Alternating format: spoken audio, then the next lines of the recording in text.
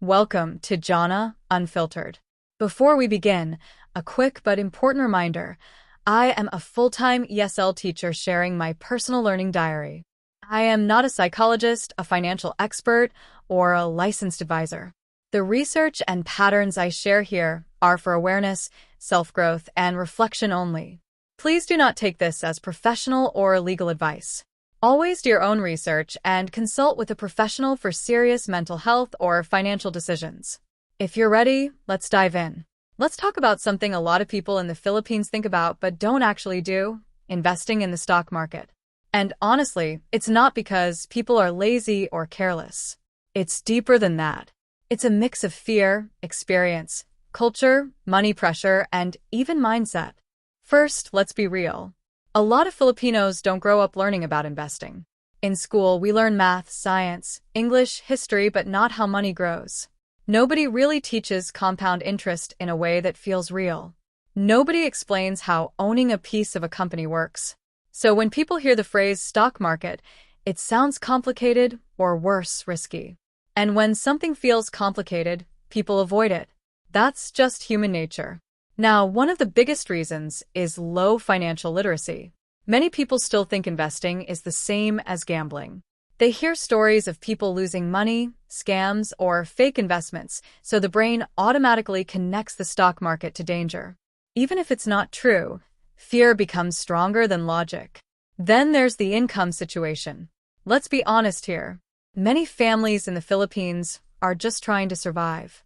Food, rent, electricity, school fees, and medicine, these already take everything. At the end of the month, there's nothing left. So when someone says you should invest, the immediate reaction is, what money? For many people, investing feels like a luxury, not a necessity. And even if they want to start, there's another problem: the survival mindset. When you live paycheck to paycheck, your brain focuses on today, not 10 years from now. Investing needs patience. It needs waiting. But when you're stressed about bills, waiting feels impossible. You want money now, not later. There's also a deep fear of losing money. This is very strong. Many people have seen scams before: pyramid schemes, fake investments, stories from relatives who lost their savings. So even legitimate investing feels unsafe. The emotional memory is stronger than facts. Another big reason is access and guidance. Even if apps now make investing easier, many people still don't know where to start.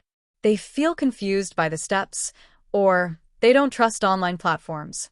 Without someone guiding them, it feels safer to just not try. Education also plays a role. If nobody explains investing early in life, people grow up thinking it's only for rich people. So even if they have 500 pesos or 1,000 pesos, they think it's not enough. But the truth is, small investing is possible. The problem is not just money, it's belief. Culture also matters a lot. In many Filipino households, people trust visible things more. Cash is safe. Land is safe. Gold is safe. Because you can see them, touch them, and control them. But stocks? It's digital. It goes up and down. It feels uncertain. So even if stocks can grow money long-term, they don't feel emotionally safe. There's also something deeper: trust. Some people don't fully trust financial systems. They worry about hidden charges, scams, or manipulation. So instead of learning, they avoid it completely. And don't forget influence. If your family or friends don't invest, you probably won't either. People copy what they see. If nobody around you talks about stocks, it feels like it's not for you. Another simple but important reason is time. A lot of Filipinos are busy. Some work multiple jobs. Some are exhausted after long shifts. When your brain is tired, you don't want to study charts or learn new systems. You just want rest. So investing gets pushed to later. And later becomes never. There's also a mindset issue. Many people think, I'm not the type of person who invests. Or, that's for rich people, not for me. This belief quietly blocks action. Even if opportunities exist, the mindset says no. Now here's something interesting. Even though participation is low, awareness is slowly growing. More people are using digital apps. More young Filipinos are hearing about investing. Financial literacy is improving compared to before. But awareness doesn't always mean action yet. Because knowing is easy, but doing is emotional. The real problem is not just information. It's behavior, fear, and survival pressure. So if we break it down simply, here's the truth. Many Filipinos don't invest not because they don't want to, but because they don't feel ready. They don't feel safe. They don't feel educated enough. And they don't feel financially stable yet. Now here's the part people don't usually hear. You don't need to be rich to start investing.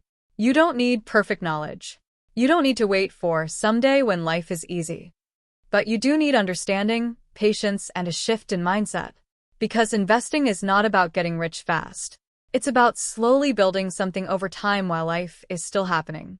And maybe the real question is not, why don't people invest? Maybe the better question is, what would need to change in someone's life for them to finally feel safe enough to start? So, I want to ask you something real.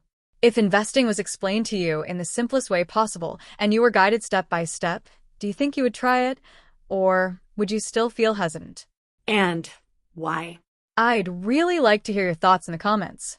Thanks for watching. If this video resonated with you, please consider hitting the subscribe button. I want to be upfront and share that I use this text-to-speech voice to tell my stories because, as a full-time ESL teacher, I have to be very careful with my vocal cords.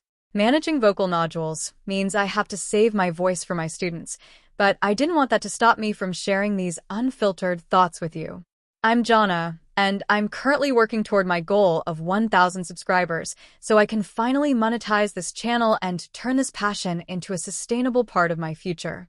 This is my diary of solo living here in the Philippines, and your support, whether through a comment or a subscription, helps me keep this channel growing.